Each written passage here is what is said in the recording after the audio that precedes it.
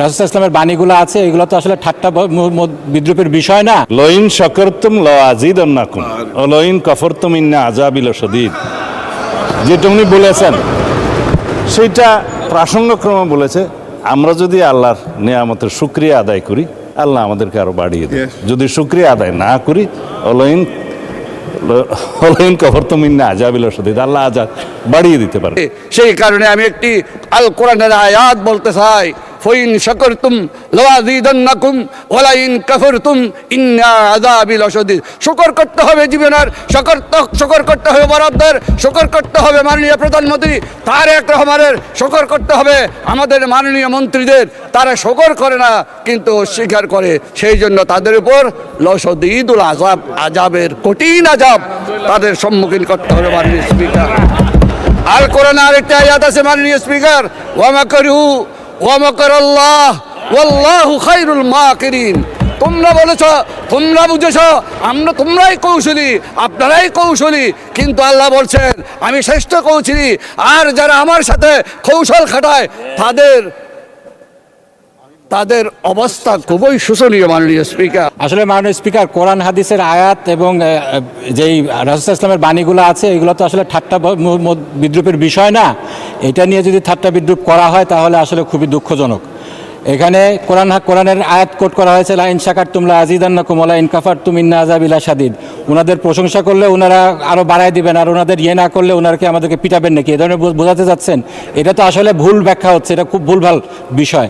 এ ব্যাপারে রাসূল ইসলামের কঠোর সতর্কবাণী এসেছে যে এইগুলা বিষয়ে ঠাট্টা বিদ্রুপ করার বিষয় না। আমি মাননীয় প্রধানমন্ত্রী যখন ছিলেন আমাদের দেশনেত্রী বেগম খালেদা জিয়া, সেই সময়ের একটা জাস্ট খালি ঘটনা উল্লেখ করছি। সেই সময় শাহবাগের সময় কোরআন হাদিস নিয়ে অনেক বিদ্রুপ হচ্ছে, ঠাট্টা তামাশা হচ্ছে। সে সময় একটা চিঠি লেখা হয়েছিল, সেই চিঠিটা নিয়ে যখন আমরা গেলাম, তিনি বললেন কোরআনের একটা আয়াত, সূরা তওবার একটা আয়াত তোমরা যোগ করতে পারো না? কুল আবিল্লাহি ওয়া বিআয়াতিহি ওয়া বিরাসূলিহি ইস্তাহজিউন।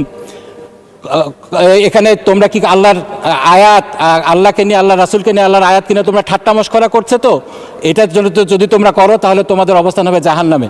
আমি বিতর্কে যাব না, কিন্তু একটা ভুল মেসেজ যাবে বিরোধী দলের পক্ষ থেকে যখন একটা অভিযোগ আকারে বা যে কোনো আকারে বলা হোক যে আমাদের একজন মাননীয় সংসদ সদস্য কোরআন আর আয়াতের ভুল ব্যাখ্যা দিয়েছে। আমি প্রথমে বলি, আলমগীর মোহাম্মদ মাহফুজুল্লাহ ফরিদ একজন মৌলানা, মাদ্রাসা পাস, দাখিল আমার পাশে ছিল, তিনি অন্তত এই উদ্দেশ্যটা বলেন, লইন শাকারতুম লাযিদান্নাকুম ওয়া লইন কাফারতুম ইন্না আযাবি লাশাদীদ, যেটা উনি বলেছেন সেটা প্রাসঙ্গক্রমে বলেছে। আমরা যদি আল্লাহর নিয়ামতের শুকরিয়া আদায় করি, আল্লাহ আমাদেরকে আরো বাড়িয়ে দেয়। যদি শুকরিয়া আদায় না করি, অলইন কাফারতুম ইন্না আযাবি লাশাদীদ, আল্লাহ আযাব বাড়িয়ে দিতে পারেন। এখন এটা পলিটিক্যালি কেন বক্তব্য হবে, এটা দিয়ে কেন পয়েন্ট অফ অর্ডারে বাড়ানো হবে? এটা ঠিক হয় না। মাননীয় স্পিকার, তিনি বলেছেন, সৎ উদ্দেশ্যেই বলেছেন, এবং আমরা যেন আল্লাহর শুকর গুজার করি। এইটাকে পলিটিক্যালি আমার মনে হয় মিস ইন্টারপ্রিট করা ঠিক হবে না। মাননীয় স্পিকার, আমরা এই 92% মুসলিম দেশে, জনসংখ্যার দেশে, আমাদের এই মহান জাতীয় সংসদে কোনো সংসদ সদস্যের বক্তব্য যদি ভুলক্রমেও ইসলামের প্রতি অবমাননা যদি মূলক হয়, এটা আমরা নিন্দা করব, কিন্তু এইভাবে পলিটিক্যালি ইউজ করা ঠিক হবে না। মাননীয় স্পিকার, ধন্যবাদ। ধন্যবাদ মাননীয় সদস্যবৃন্দ। আমি তো বললাম যে আলমগীর মোহাম্মদ মাহফুজুল্লাহ ফরিদ তিনি কোনো ব্যঙ্গাত্মক কথা এখানে বলবেন না, তিনি একজন প্রবীণ সংসদ সদস্য।